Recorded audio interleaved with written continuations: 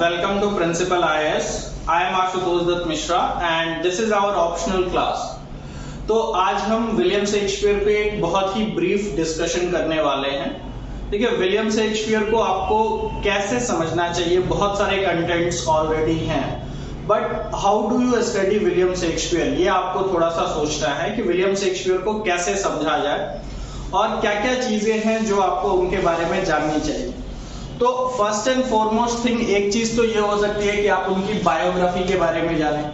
Biography का मतलब simple सा है कि जैसे इनका जो टाइम पीरियड समझा जाता है 1564 टू 1616, और मैं ये क्यों कह रहा हूँ कि समझा जाता है, बिकॉज ये जो बर्थ रिकॉर्ड है ये क्लियर नहीं है कि whether he was born in 1564 और नॉट। तो 64 को लेकर के एक डाउट है। इनके पहले एक क्रिस्टोफर मार्लो थे, क्रिस्टोफर मार्लो का भी बर्थ डेट 1564 है, उसी के अराउंड मान लिया जाता है, and that is why William Shakespeare is supposed to be born in 1564।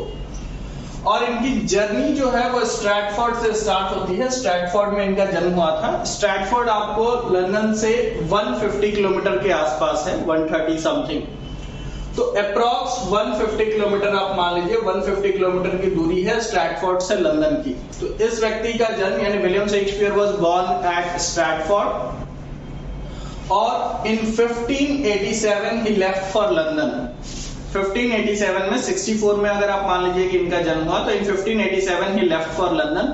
What was the reasons, it was not clear. क्यों वो वहां मतलब स्ट्रैटफोर्ड से निकल करके लंदन क्यों आए, इस बारे में रीजन जो है वो क्लियर है नहीं। तो एक तरीका ये हो सकता है कि आप स्ट्रैटफोर्ड से लंदन आने की कहानी और लंदन में एक्टिंग में करियर स्टार्ट करना, फिर उसके बाद राइटिंग में करियर बनाना, और बहुत अच्छे पढ़े लिखे नहीं होने के बावजूद सबसे फेमस ड्रामेटिस्ट अपने एज का बन जाना। और आज तक भी William Shakespeare is supposed to be one of the greatest dramatist in the history of English literature. तो ये सारी चीजें कैसे हुई, इनको समझना, और फिर वापस जब उनका लास्ट टाइम चल रहा था, इन द सेंस कि 1616 के आसपास, he went back to Stratford. उनकी डेथ जो हुई वो स्ट्रैटफोर्ड में ही हुई।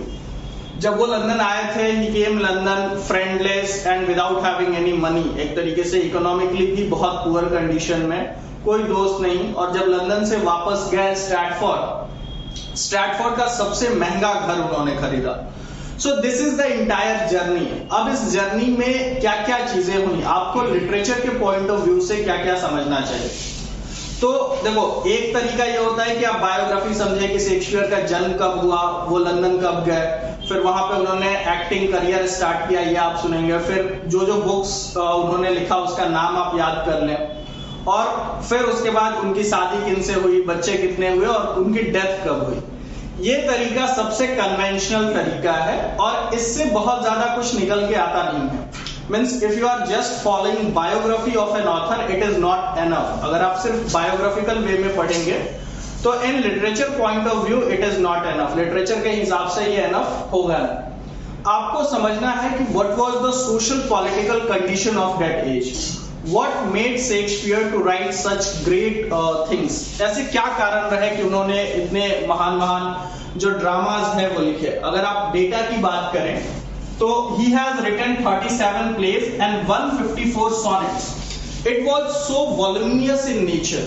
37 plays लिखना it was not an easy task. उस टाइम पीरियड का कोई भी ड्रामेटिस्ट अगर उसके आप total number of place count करें तो इतने ज्यादा प्लेस नहीं लिख रहा था। हालांकि विलियम शेक्सपियर भी बाद के दिनों में कम लिखने लगे, शुरू में बहुत ज्यादा लिख रहे थे। He was not educated from any of the university, कहीं से पढ़े लिखे नहीं थे।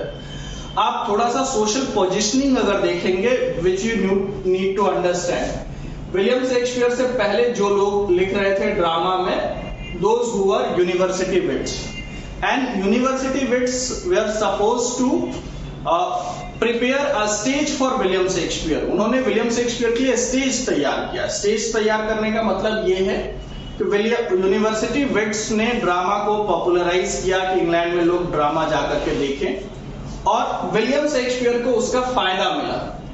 ये ठीक उसी तरीके से है जैसे कि तैयारी कोई मतलब किसी चीज की प्रिपरेशन सारी तैयारी कोई और करे, और उसका जो बेनिफिट है वो कोई और आदमी अगली जनरेशन वाले को बहुत ज्यादा मिले।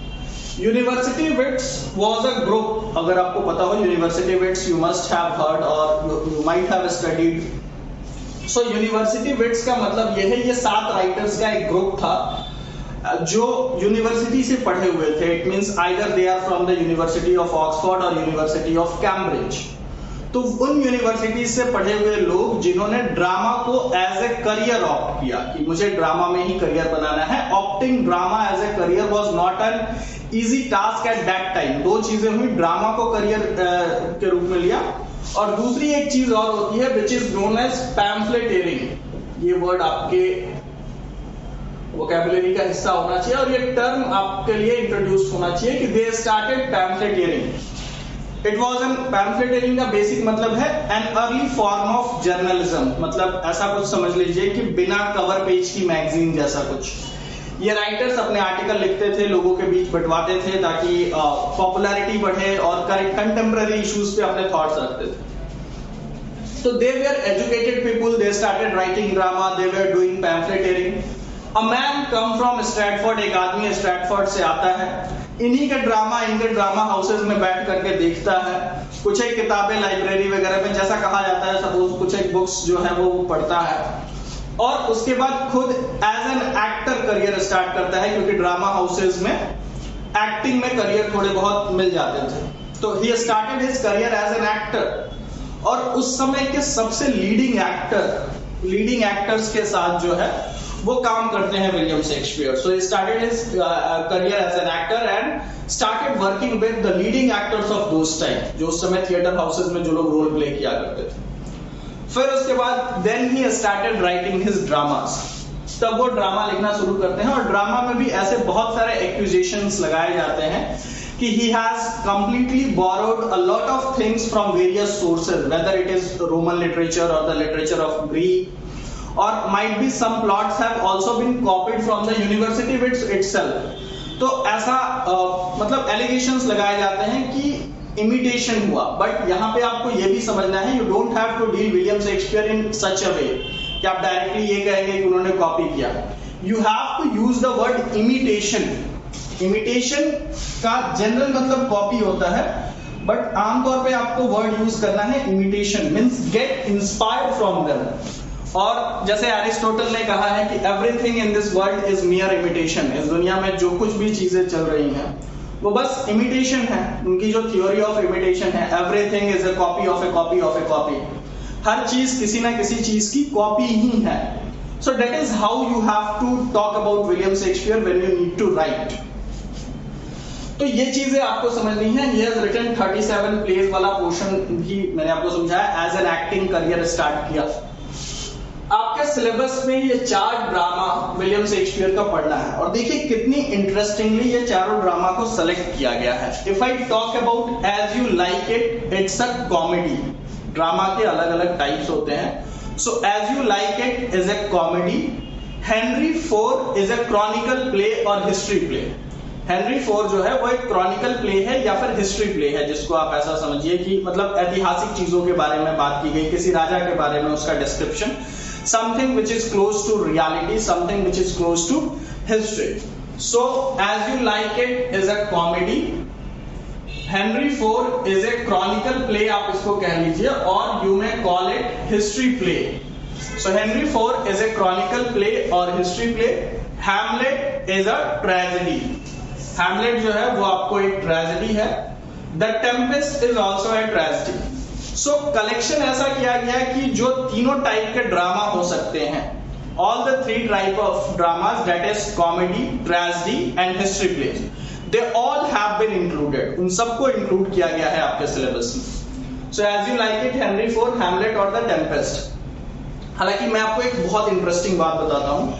इनकी जो 3 सबसे पॉपुलर ड्रामास हैं, जैसे जिसमें हैमलेट का भी नाम आता है, एक डायरेक्टर हैं विशाल भारद्वाज नाम के, उन्होंने हैमलेट पे भी बॉलीवुड में मूवी बनाई. When he started reading William Shakespeare, बहुत सारे लोगों को लगता है कि William Shakespeare is quite boring. Vishal Bhardwaj also thought that कि शेक्सपियर की कहानियां आज के डेट में कौन पढ़ेगा और why it is relevant in today's world. तो एक कहानी हैमलेट जो आपके सिलेबस में है, दूसरी Othello, it is also a drama of William Shakespeare, tragedy itself. And the next one is Macbeth. इन तीनों पे विशाल भारद्वाज को ये तीनों ट्रेजेडी की कहानियां इतनी इंटरेस्टिंग लगी कि in 21st century he made a film in Bollywood based on all these three drama. On Hamlet he made Hather, on Othello he made Omkara, and on Macbeth he made Makbul.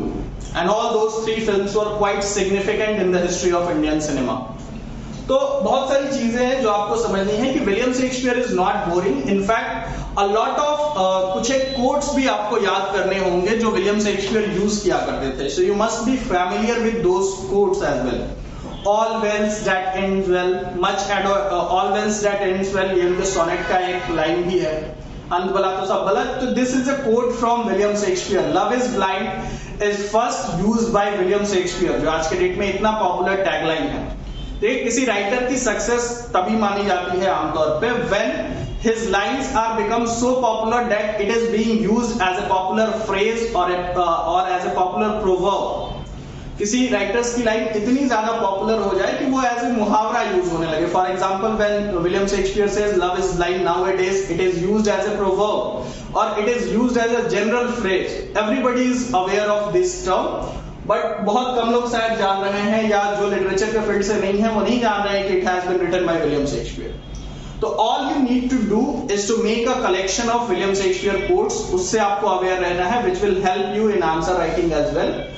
और William Shakespeare की journey को लेकर के इन 37 place के नाम आपको सारे पता होने चाहिए. All the names of the 37 plays. जैसे 4 are in your syllabus but you need to know the other plays as well. Sonnet आपको पता है, it's a 14 line poem and William Shakespeare is known for his sonnets as well. Sonnets में शुरू में उन्होंने एक अपना, इनके सोनेट्स को एक अलग ही टाइप में कैटेगराइज कर दिया जाता है which is Shakespearean sonnets. 3 quatrains and then a couplet. ये इनके सोनेट का फॉर्मेट होता था which you need to understand. Sonnets 14 line की अगर जो पोयम है तो दीज सोनेट्स, जैसे अगर 14 line, it's a 14 line poem. So he write in the form of 3 quatrain and 1 couplet. मतलब 4 लाइन की 3 क्वार्ट्रेन उन्होंने लिखते थे, जो सोनेट लिखने का फॉर्मेट होता था. 4 लाइन का 3 स्टैंजा और फिर उसके बाद एक कपलेट यानी 2 लाइन का एक. So this is what the format of William Shakespeare is. फिर बहुत सारे इंटरेस्टिंग बातें हैं विलियम शेक्सपियर के बारे में. कई बार लोग ये कहते हैं कि Christopher Marlowe and William Shakespeare was the same person. ये भी एक कॉन्स्पिरेसी थ्योरी चलती है. So you must go through that conspiracy theory as well. उस कॉन्स्पिरेसी थ्योरी के को भी आपको समझना चाहिए. Apart from that William Shakespeare, ये वाला जो पोर्शन मैंने बताया कि वो स्ट्रैटफोर्ड से लंदन कैसे आए, इसको भी आपको समझना है. 150 किलोमीटर की दूरी 16th सेंचुरी में तय करना was not an easy task. 150 kilometer to travel 150 kilometer in 16th century. It was, जैसे if we talk about today's world, 150 kilometer is nothing. But suppose in 16th century 150 kilometer. अगर कोई आदमी अपने पूरे 1 साल की कमाई लगाए तब जाकर के वो 150 किलोमीटर जो है वो ट्रैवल कर पाता था. Means एक नॉर्मल, एक common man. And William Shakespeare come from Stratford to London and he belong to a very background. बहुत ज्यादा डिटेल्स अवेलेबल नहीं होते हैं. सो और कुछ लोग जो means there are various reason like financial misfortunes कुछ लोग मानते हैं, या कुछ लोग मानते हैं, ये अलग अलग थ्योरीज है, nothing has been proved, so you need to understand it. कुछ लोग मानते हैं कि फाइनेंशियल मिसफॉर्च्यून्स रहे होंगे. कुछ लोग मानते हैं कि पोचिंग का कन्विक्ट हुए होंगे, कि ऐसा कुछ ना कुछ उन्होंने क्राइम किया होगा जिसकी वजह से उन्हें भाग के वहां से जाना पड़ा. तो these are the things that you need to understand about William Shakespeare. What makes William Shakespeare different, ये भी आपको समझना है. विलियम शेक्सपियर ने जो भी प्लेस लिखे उसमें उन्होंने ये तय नहीं किया कि what is right, what is wrong. He just means scattered the public, whatever the public demanded, whatever the audience demanded, he catered it. जो भी ड्रामा को उन्होंने एज ए कंप्लीट प्रोफेशन लिया और जो भी पब्लिक की डिमांड थी, जो लोग भी देखने आते थे वो जैसा ड्रामा देखना चाहते थे वैसा ही ड्रामा उन्होंने लिखा. वेरी इंटरेस्टिंग थिंग्स, जैसे अगर आप विलियम शेक्सपियर के कॉमन सेंस साइकोलॉजी का यूज वो खूब करते हैं, बहुत इंटरेस्टिंग चीजें. फॉर एग्जांपल व्हेन यू और कुछ एक और भी इंटरेस्टिंग चीजें, जैसे अगर आप आज के डेट में देखेंगे तो if I talk about Hamlet, मैं एक सिंपल सा एग्जांपल आपको देकर के बात की किस तरीके से पढ़ना है आपको विलियम शेक्सपियर। अगर मैं हैमलेट की बात करूं तो हैमलेट एक नॉर्मल सी ट्रेजेडी है जिसमें the child Hamlet is attracted towards her mother. तो एक थ्योरी होती है ऑडिपस कॉम्प्लेक्स की, which was quite popular after William Shakespeare. बाद के साइको एनालिस्ट ने इस थ्योरी को प्रूव किया है। तो ऑडिपस कॉम्प्लेक्स की थ्योरी आपको हैमलेट में दिखती है कि Hamlet is attracted towards her mother itself. So इस तरीके के थ्योरीज का इस्तेमाल और उस पॉइंट ऑफ व्यू से ये आपको समझने की जरूरत है। Simply what you need to do is you just not go through the biography of William Shakespeare. You need to understand what are the things, what are the situation. जैसे queen Elizabeth का नाम अगर आप लेंगे कि he was writing in Elizabethan age, एक ऐसा era जब ड्रामा एक तरीके से पूरे इवॉल्व कर रहा था। तो you need to understand the socio-political condition of that age कि ब्लैक डेथ 3 बार आया उस टाइम पीरियड में, तो ब्लैक डेथ के भी बारे में आपको पता होना चाहिए। इंग्लैंड हालांकि प्रोग्रेस कर रहा था पूरी तरीके से, यही वो टाइम पीरियड था जब ईस्ट इंडिया कंपनी की स्थापना हो चुकी थी। So you need to connect with those points as well in the background of William Shakespeare. आप 1616 पढ़ रहे हैं तो you can not miss that it is the 1600, the time period when England was emerging as a nation, England was emerging as a super power in the world. तो उसका impact पड़ता है। The people who are living in London was supposed to B the most affluent people in the world at that time. उस समय जो व्यक्ति London में रह रहा है वो दुनिया का सबसे सोफिस्टिकेटेड पर्सन है। So that is what you need to understand while reading Shakespeare. So I hope this is the basic introduction about William Shakespeare. I hope you have understand a lot of things about William Shakespeare. We will continue our discussion on William Shakespeare in the next lecture. Thank you.